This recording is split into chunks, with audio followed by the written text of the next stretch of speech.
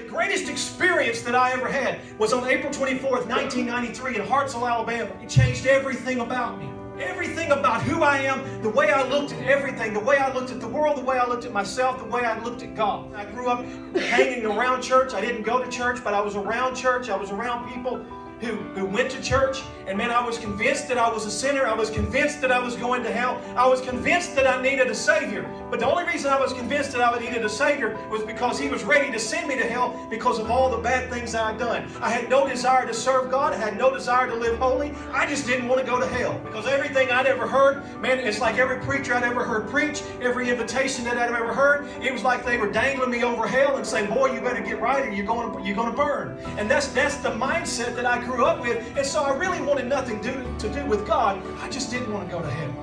You know, I'd gone to altars before, I'd prayed prayers before, but it didn't change my life because I was just responding out of fear. But I had an encounter, an experience with Jesus that changed me forever. He grabbed hold of my heart that night. I recognized for the first time in my life how much He loved me. I recognized for the first time in my life that my life had purpose, that it had meaning, and that God wanted to use me to accomplish something of significance. The experience that I had that night, I wanted the whole world to experience what Jesus had done for me. I wanted other people to have that experience. I wanted them to feel the love that I felt. I wanted them to recognize the value that God had placed on their lives. I wanted them to have that experience.